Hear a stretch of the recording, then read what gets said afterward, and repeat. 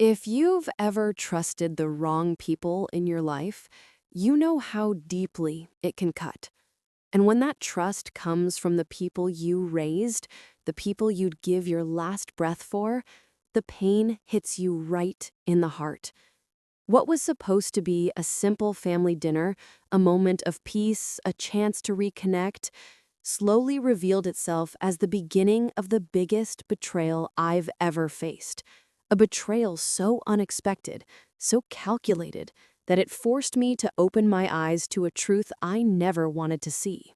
Before I start the story, I want to get to know you, too. Write the flag colors of the country you're watching from, and I'll try to guess. Who knows, maybe we're neighbors. I never thought the cruelest words of my life would come from the woman my son chose to marry. But there I was, at 67 years old, listening over the phone as Aaliyah, my only son Malcolm's fiancée, spoke to me with that fake sweet voice I knew so well. "Mrs. Harris, I'm sorry to inform you that you won't be able to attend the wedding. You're simply not invited."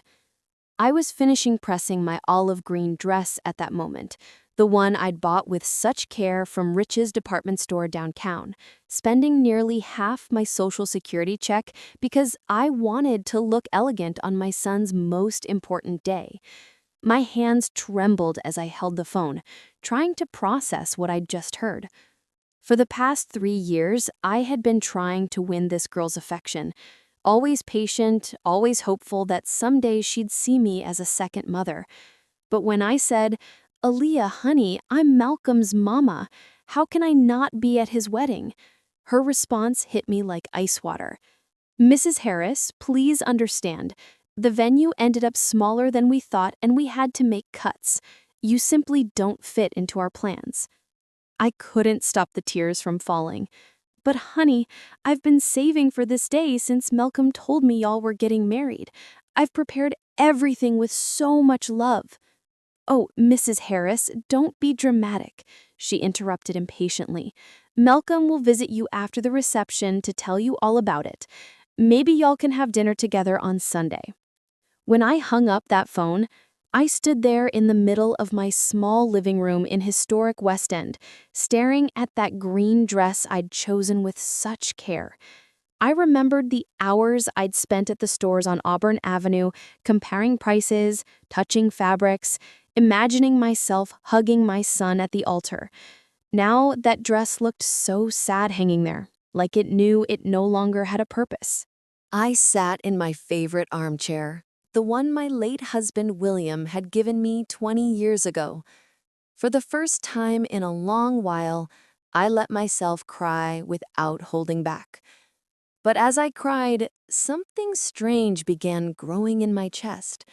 A coldness I'd never felt before, a calm that scared me, but also gave me new strength.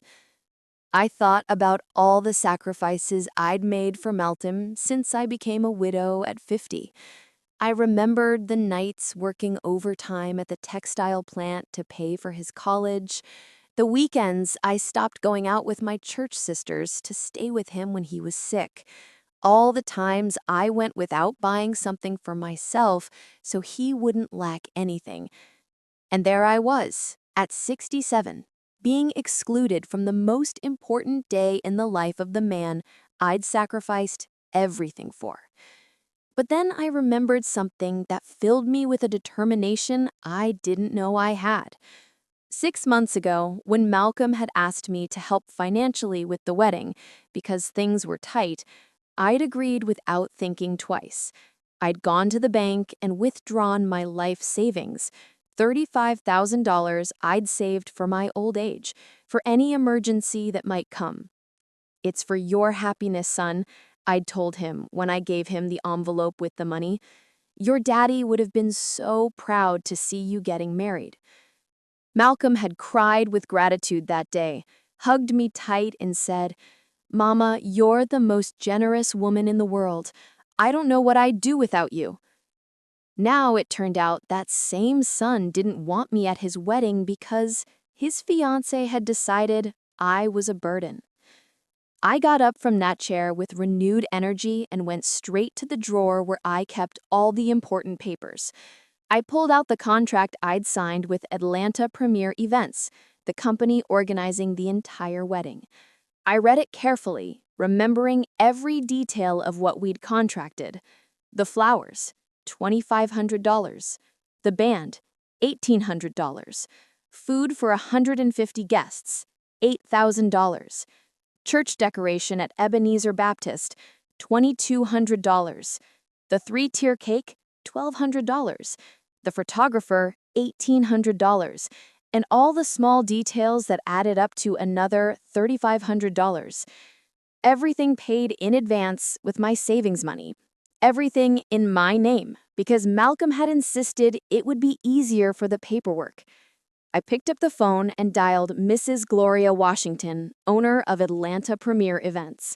When she answered with her usual cheerful voice, I said, "Gloria, this is Evelyn Harris, Malcolm's mama. I need to talk to you urgently about today's wedding."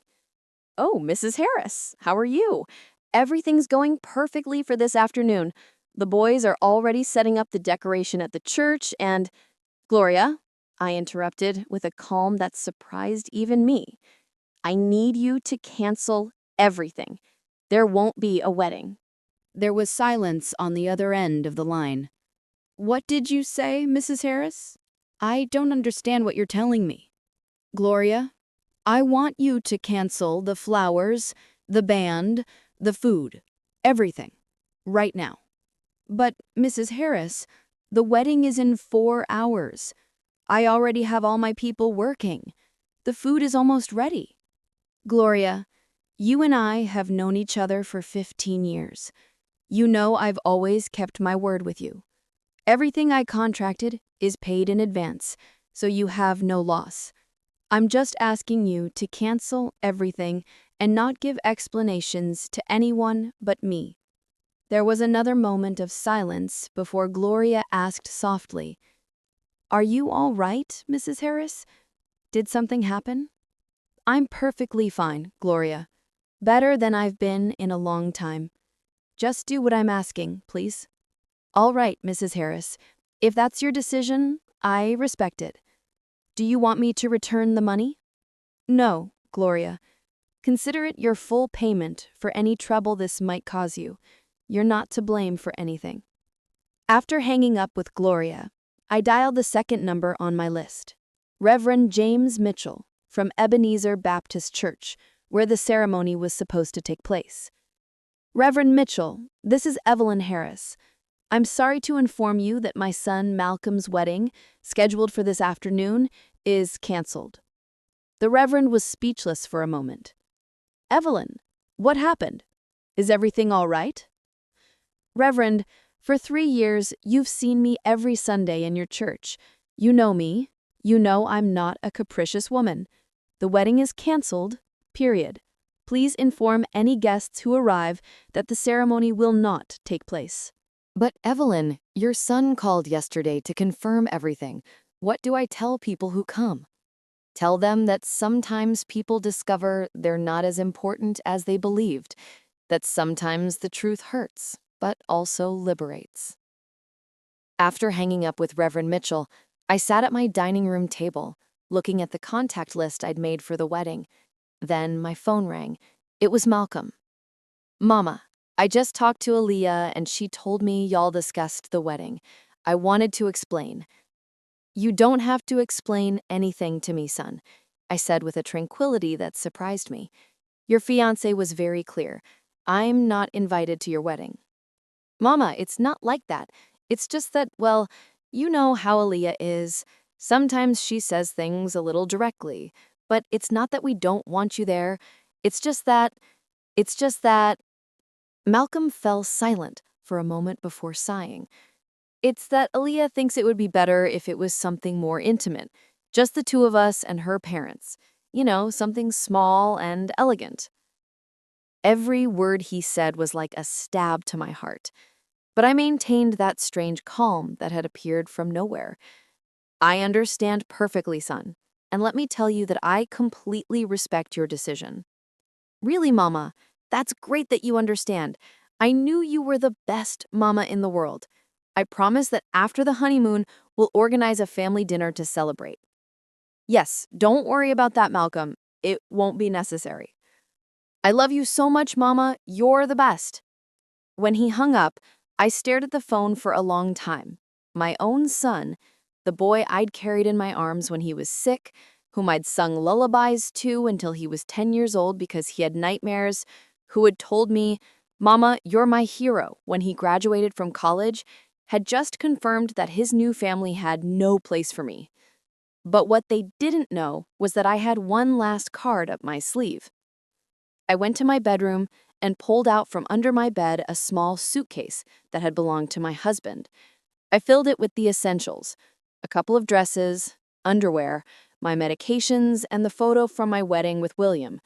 I also packed the envelope where I kept all the legal documents for the wedding, the contracts, receipts, and authorizations. Then I took out a sheet of paper from my desk and began writing a letter. Not a long letter full of reproaches, but something simple and direct. Malcolm, for 30 years, I gave you everything I had and everything I was.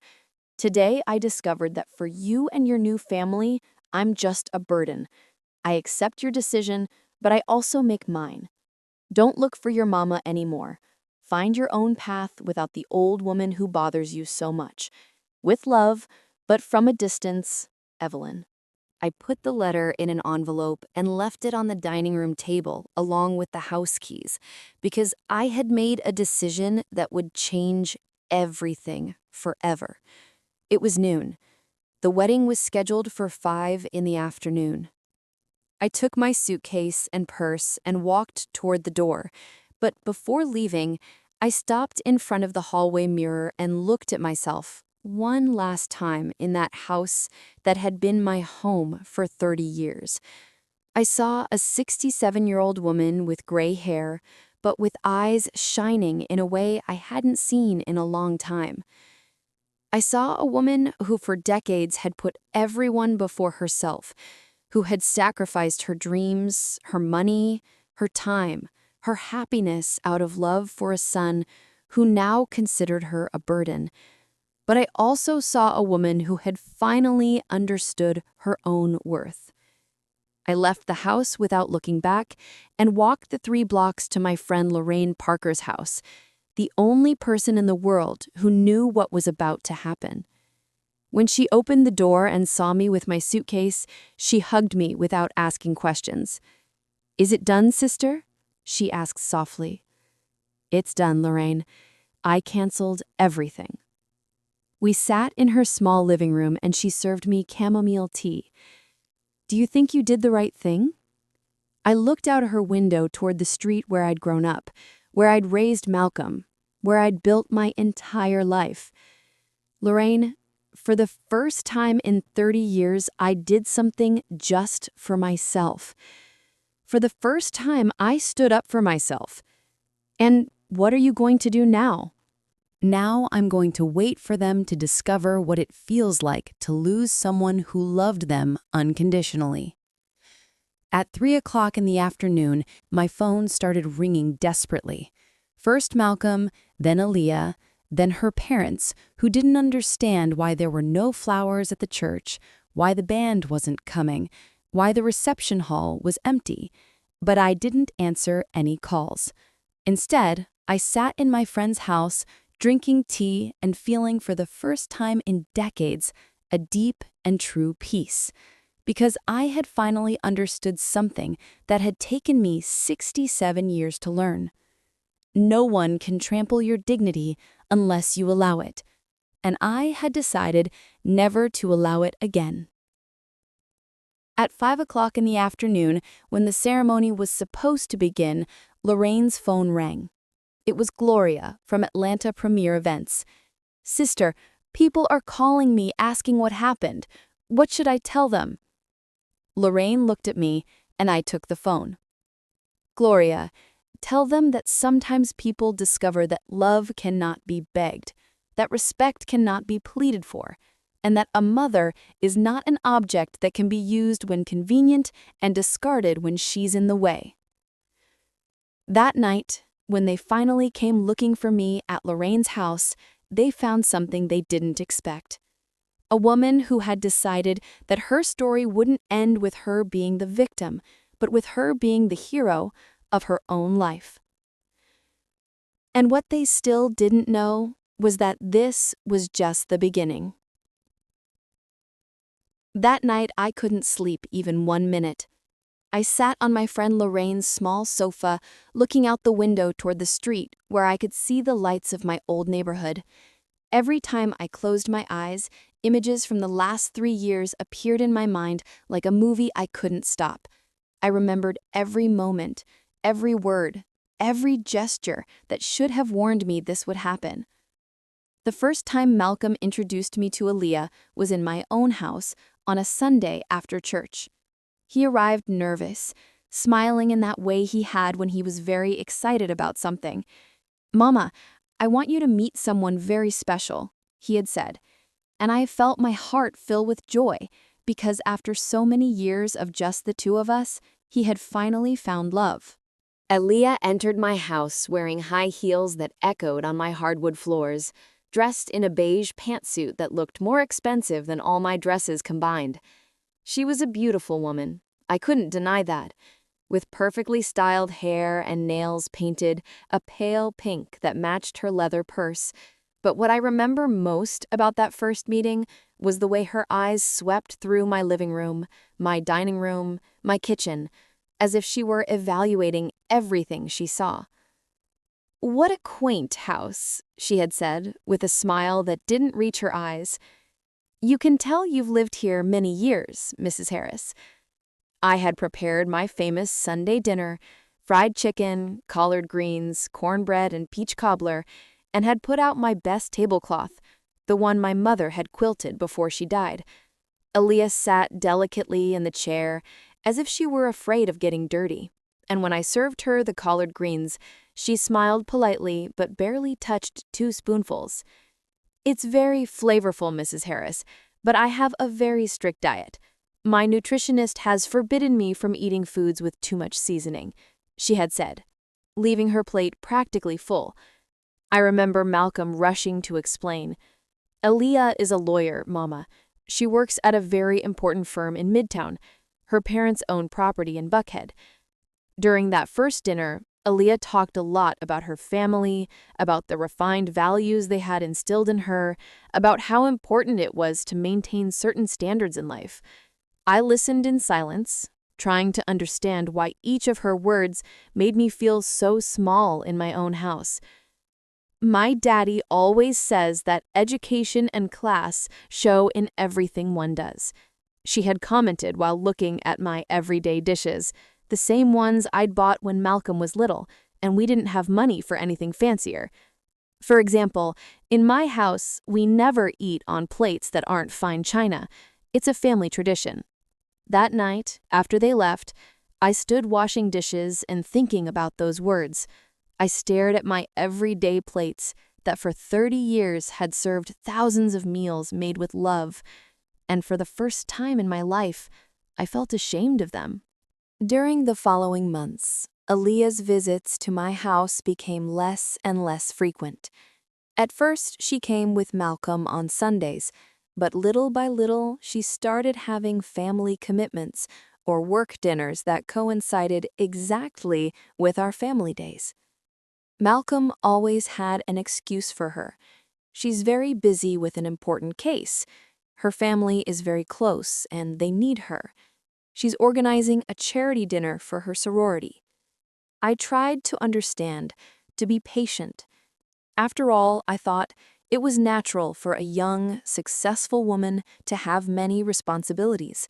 But what hurt me was the way Malcolm began to change when he was with her. One afternoon, Aaliyah came to my house accompanied by her mother, Mrs. Rochelle Grant, an elegant lady who always wore light colors and jewelry that sparkled when she moved. I had prepared sweet tea and some cornbread with honey butter that I'd learned to make from my grandmother. The two women sat in my living room, and while I served the food, I heard Mrs. Grant comment in a low voice, "Oh, honey, I hope when y'all get married you don't have to come to this neighborhood very often. It's so far from the nice part of town." Aaliyah had responded in the same low tone, "Don't worry, Mama, I already talked to Malcolm about that. We're looking into the possibility of Evelyn moving somewhere closer to downtown, something smaller and more suitable for someone her age." I was standing in the kitchen doorway with the cornbread in my hands and felt like the floor was moving under my feet. Move? Leave the house where I'd raised Malcolm, where I'd lived with my husband William, where all my memories were? That night, I asked Malcolm about that conversation. "Son, is it true that Aaliyah wants me to move from here?" He avoided my eyes and got nervous. "Not exactly, Mama. It's just that this house is very big for you alone, and it's a bit far from everything. Aaliyah just thinks that maybe you'd be more comfortable in a smaller place, closer to medical centers and stores."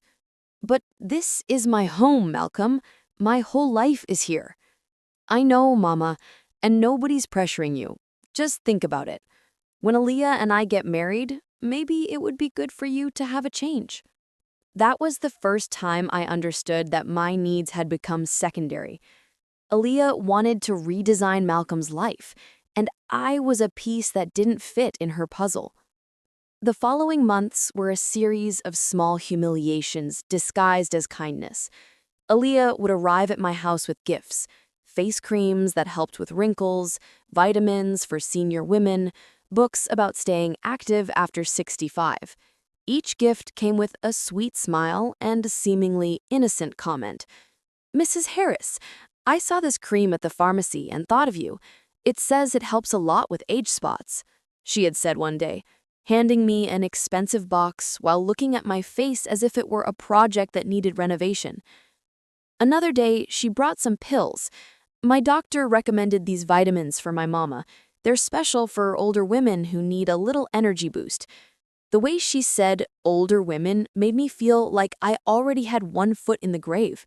But what hurt me most was seeing how Malcolm distanced himself from me little by little.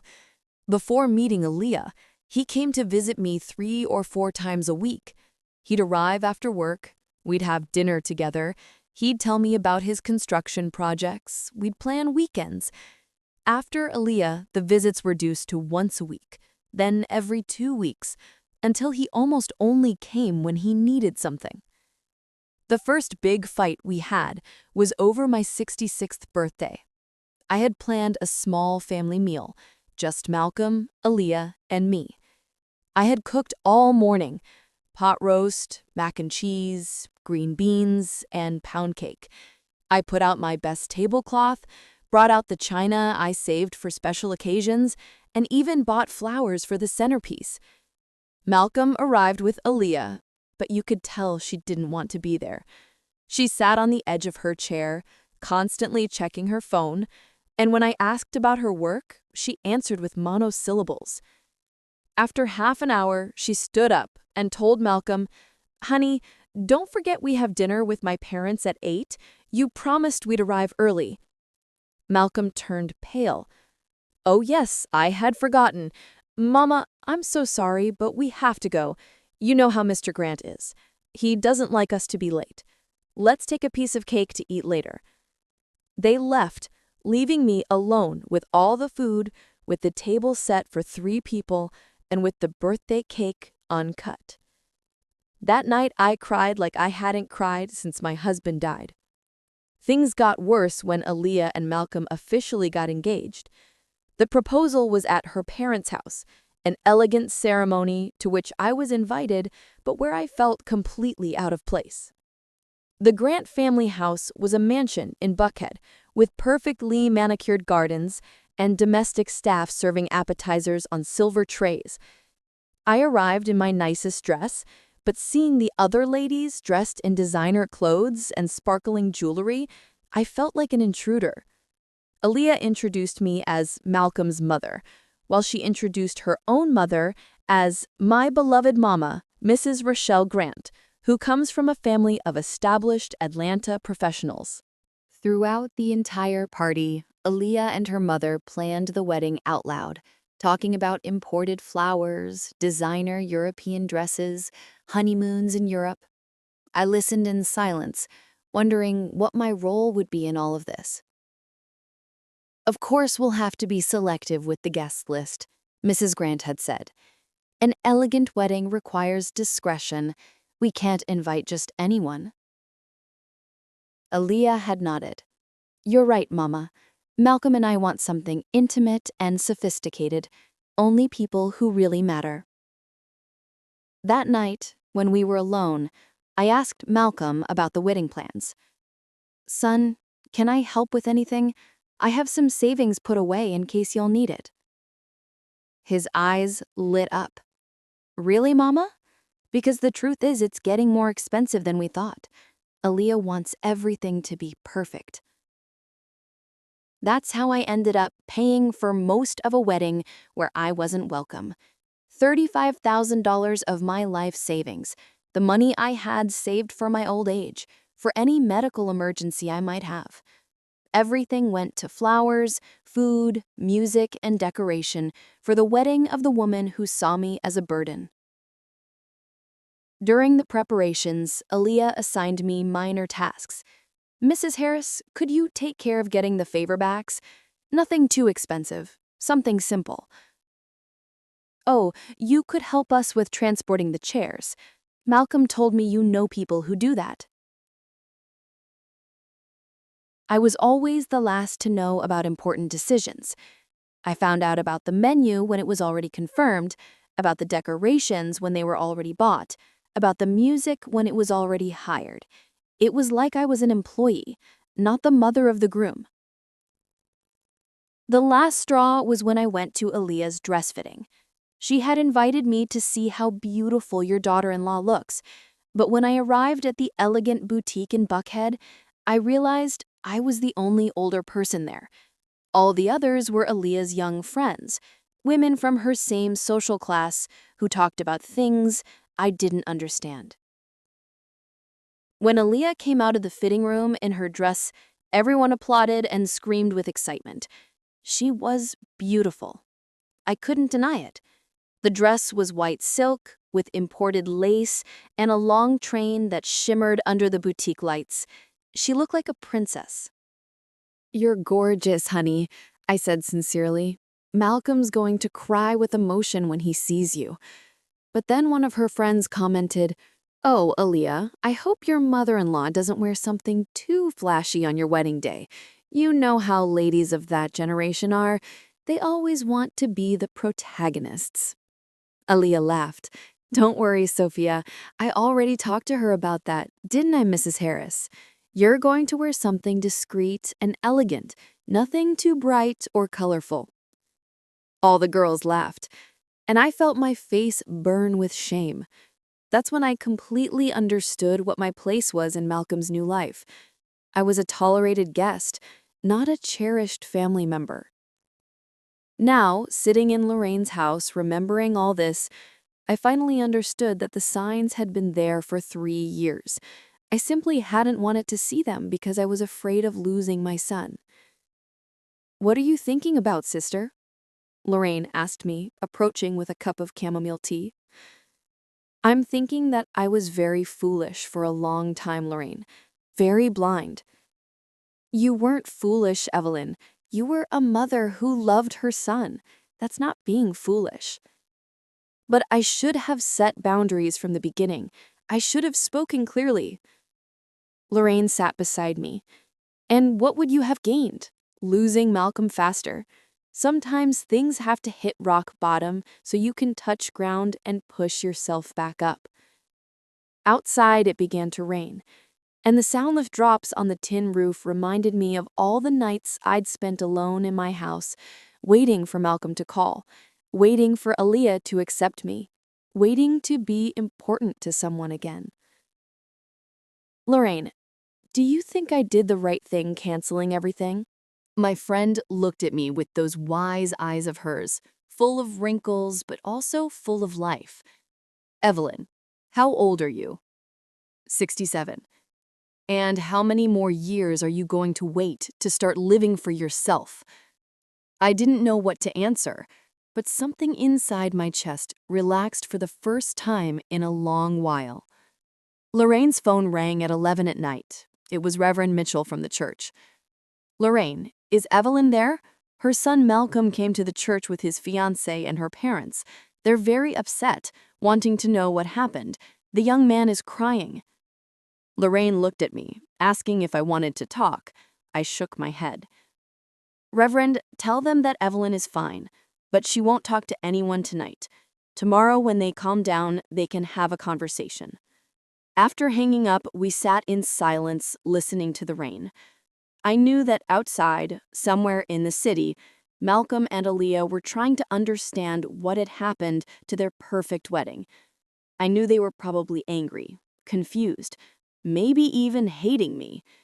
But for the first time in 3 years, I didn't care what they thought of me. For the first time in 67 years of life, I had done something completely for myself, and it felt like the first day of a new life. I woke up before dawn on Lorraine's sofa with a mental clarity I hadn't felt in years.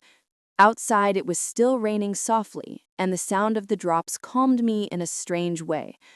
For the first time in a long while, I didn't wake up thinking about what Malcolm would need or how I could win Aaliyah's approval. I woke up thinking about myself. Lorraine was already awake, preparing coffee in her small kitchen. The aroma of cinnamon filled the house and reminded me of Sundays from my childhood, when my grandmother would prepare breakfast for us after church. "Good morning, sister," she said without turning around. "How did you sleep?" "Better than I've slept in months," I answered honestly.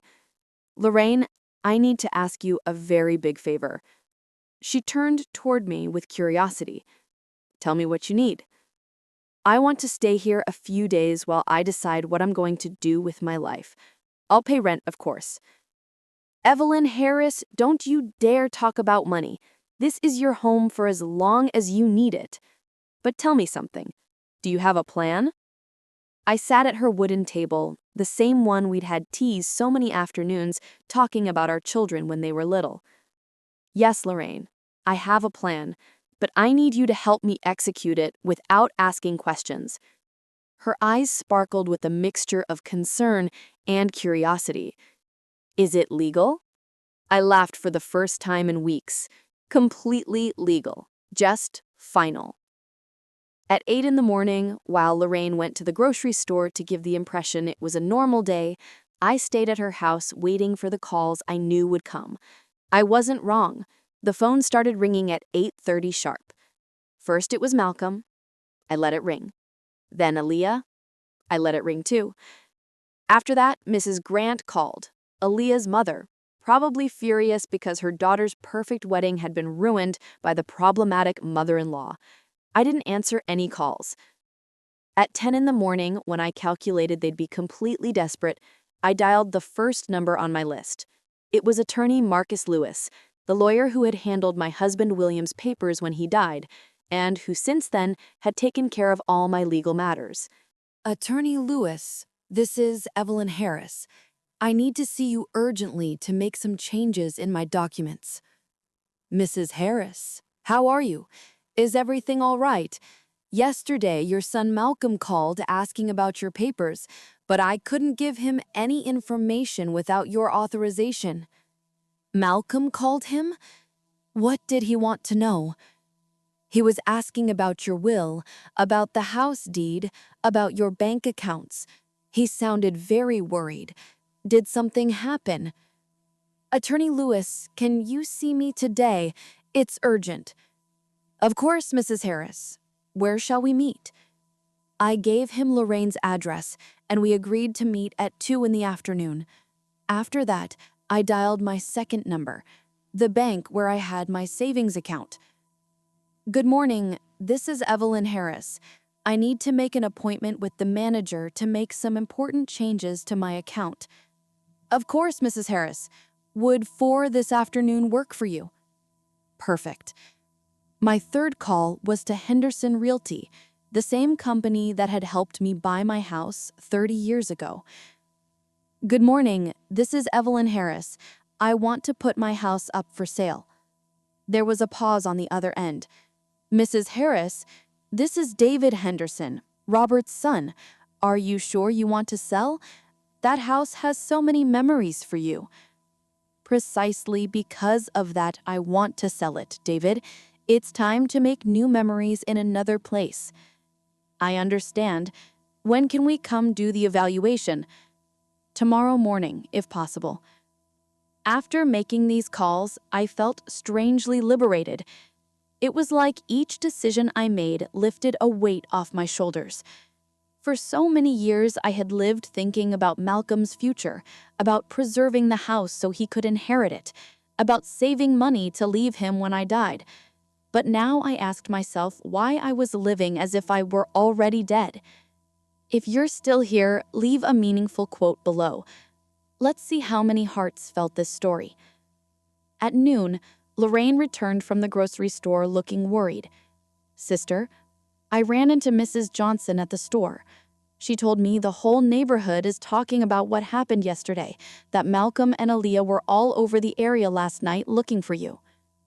And what else do people say? Well, you know how people are. Some say you did wrong, that a son is a son, and you have to endure everything. But others say it was about time you set boundaries. Mrs. Washington told me that girl never liked Evelyn. You could see it from a mile away. I laughed bitterly. If even Mrs. Washington could tell, it means it was very obvious. Evelyn, are you going to tell me what your plan is? You have me worried. I looked into the eyes of this woman who had been my confidant for more than 20 years. Lorraine, I'm going to start a new life. I'm going to sell the house, I'm going to change my will, and I'm going to go live somewhere else where nobody knows me as Malcolm's mother or Aaliyah's difficult mother-in-law. Her eyes filled with tears. Are you leaving Atlanta? I don't know yet. Maybe. Or maybe I'll just move downtown to one of those nice apartments for seniors that are close to everything. What I do know is that I'm not going to keep living for other people who don't value me. At 2:00 sharp, attorney Marcus Lewis arrived. He was an older man in his 60s who had always treated me with great respect. When he saw my serious face and determination, he understood this wasn't time for social chat. Mrs. Harris, tell me how I can help you. Attorney Lewis, I want to completely change my will. I want my house and all my assets to go to the Children's Home of Atlanta. Nothing for Malcolm. He stayed quiet for a moment, studying my face. Mrs. Harris, are you sure about this? This is a very big decision. I've never been more sure of anything in my life. May I ask what happened? Yesterday, your son seemed very worried when he called. I told him the whole story. The canceled wedding, the 3 years of humiliation, Aaliyah's call telling me I wasn't invited. The attorney listened in silence, nodding occasionally. I understand perfectly, Mrs. Harris. I've seen many cases like this. Do you want to leave Malcolm something, even if it's symbolic? I want to leave him a letter explaining why I made this decision, and I want to leave him my sewing machine so he remembers that his mama worked her whole life to give him the best. Very well. I'll prepare the documents for tomorrow. Anything else? Yes. I want to make an immediate donation of $10,000 to the Children's Home from my savings account. After the attorney left, I headed to the bank. The manager, Mr. Robert Taylor, received me in his office with curiosity. He was a young man who had always been very attentive to me. Mrs. Harris, how can I help you? I want to close my savings account and open a new one at another bank. I also want to withdraw cash. May I ask why? You've been a client of this bank for more than 20 years. Precisely for that reason. It's time for changes. We proceeded with the paperwork. I withdrew $20,000 in cash and transferred the rest to a new account at Citizens Trust Bank, where nobody knew my history. When I left the bank with the money in my purse, I felt like a new woman. That afternoon, while Lorraine prepared dinner, I sat down to write a list of everything I wanted to do with my new life. It wasn't a long list, but each point represented something I'd never dared to dream. Learn to drive. I'd never had a license. Take painting classes. Travel to Savannah to see the historic district. Live in a place where nobody knew my story. Get a modern haircut. Buy clothes I liked, not what was appropriate for my age. While I wrote, Lorraine's phone rang constantly. Malcolm, Aaliyah, Mrs. Grant, even some curious neighbors. Lorraine told them all the same thing. Evelyn is fine, but she doesn't want to talk to anyone right now. At 8 at night, when it had gotten completely dark, we heard voices outside the house. Lorraine looked out the window and came back worried. "Sister, Malcolm and Aaliyah are out there. They brought flowers and look very upset. Tell them I'm not here." "Lorraine, the boy is crying. He looks very sorry."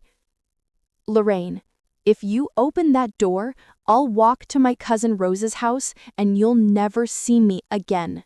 Lorraine understood I was serious. She went to the door without opening it completely and spoke to Malcolm through the screen. "Malcolm, your mama doesn't want to see you now. She's very hurt." "Mrs. Parker, please, it was all a misunderstanding. Aaliyah was just nervous about the wedding. We didn't mean to hurt my mama." From where I was sitting, I could hear Aaliyah's voice. "Mrs. Parker, we need to talk to her. We lost a lot of money yesterday. My family's furious and we need to resolve this." Those words were like a slap. Even now, after everything that had happened, Aaliyah couldn't offer a sincere apology. She only worried about the lost money and her family's opinion. I got up and went to the door. Lorraine looked at me with pleading eyes, but I had already made my decision. "Malcolm," I said through the screen, without opening the door. "Mama, thank God. Mama, forgive me, please. I didn't know Aaliyah had said those things to you. When I found out, I got furious with her." "You got furious? After 3 years you hadn't noticed how she treated me?" There was an uncomfortable silence. Aaliyah tried to interrupt. "Mrs. Harris, I never meant to—" "Aaliyah?" I interrupted with a calm that surprised me. "You don't have to pretend anymore. Yesterday, you did me the biggest favor of my life by being honest with me. Mama, please, open the door. We can fix all this." "There's nothing to fix, Malcolm. Yesterday, I learned something very important, that I prefer to be alone than to be where I'm not wanted." "But Mama, you know I love you." "Malcolm, if you loved me, in 3 years you would have noticed how I felt. If you loved me, you wouldn't have allowed your fiancée to speak to me the way she did yesterday." "Mama, please don't do this out of spite." "It's not spite, Malcolm. It's dignity. It's something I should have done a long time ago." Aaliyah finally lost her patience. "Mrs. Harris, we need you to return the wedding money. My daddy is furious and says he's going to sue you if you don't resolve this." Lorraine and I looked at each other. There was the truth. They hadn't come out of love or repentance. They had come for the money.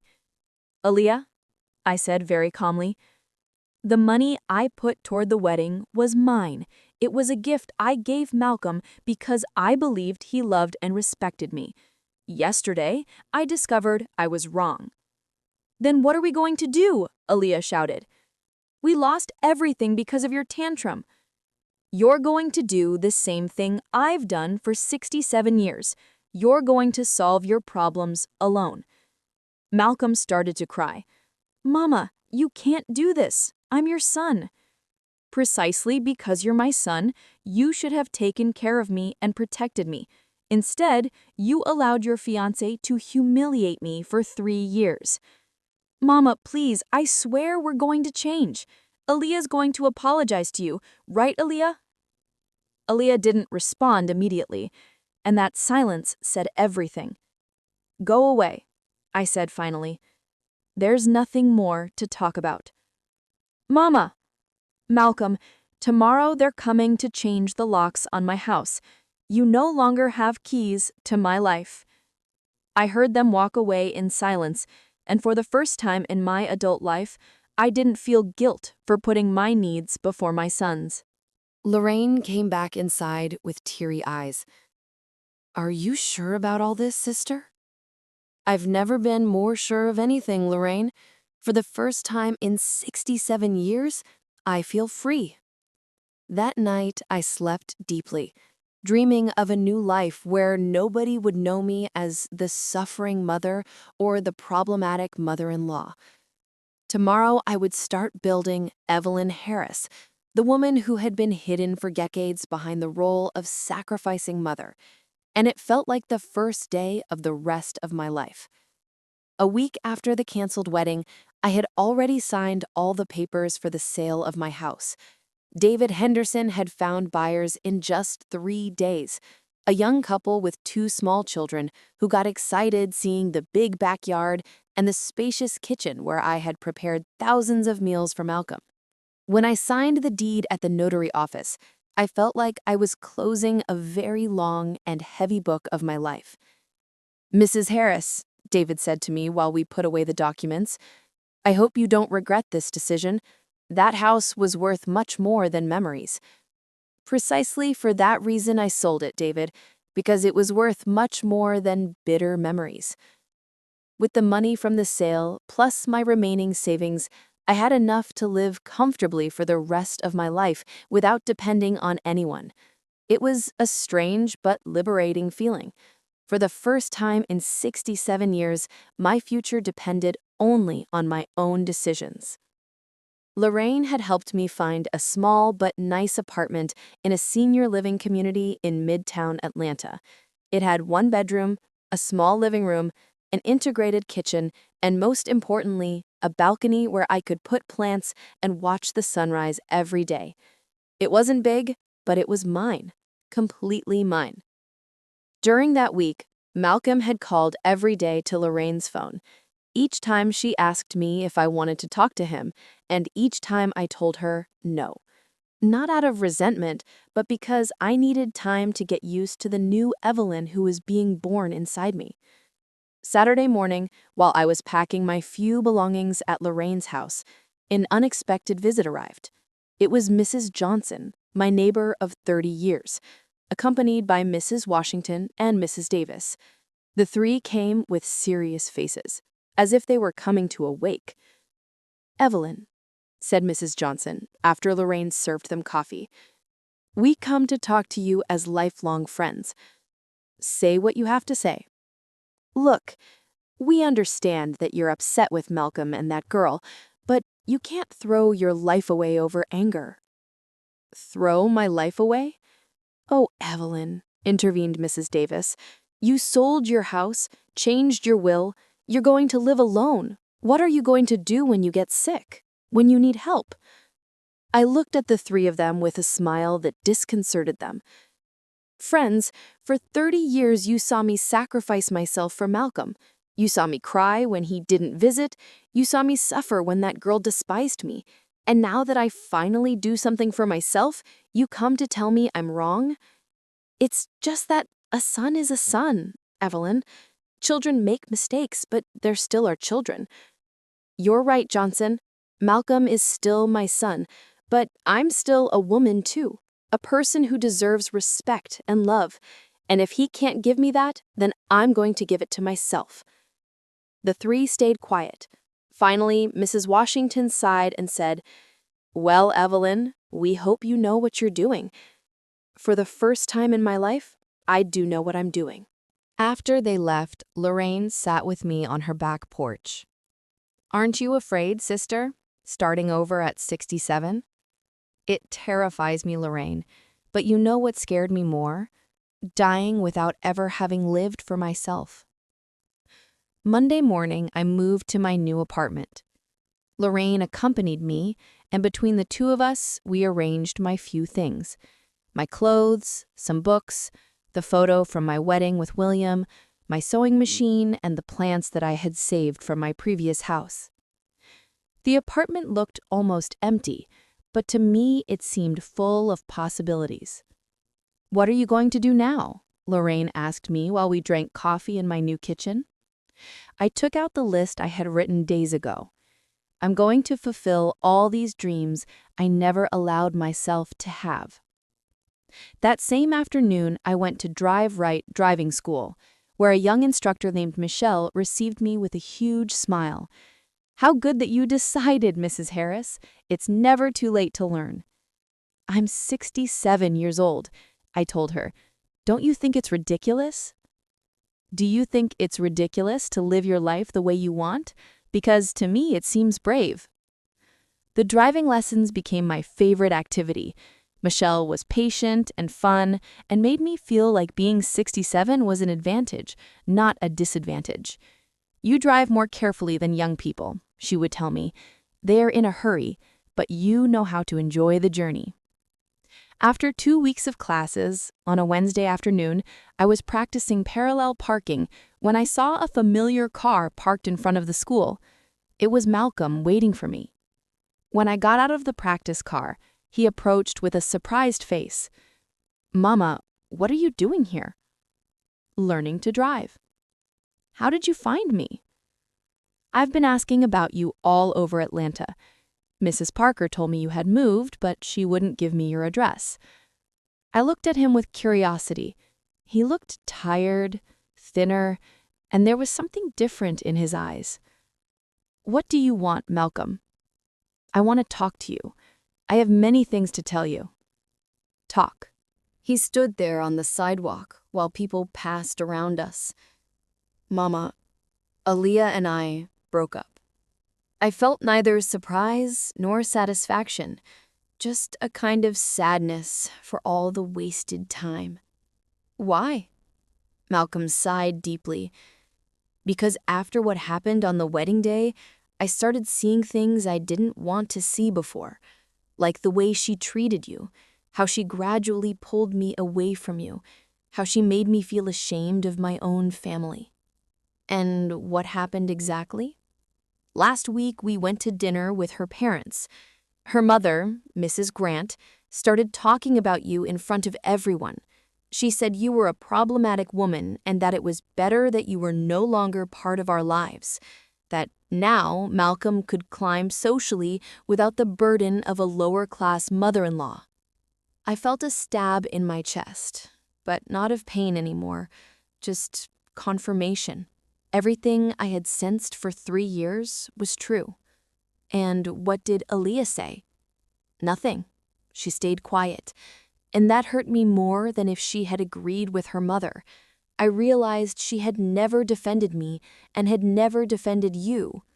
"So that's why y'all broke up?"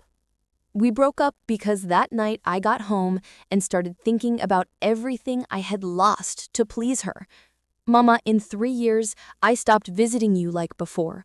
I stopped calling you every day.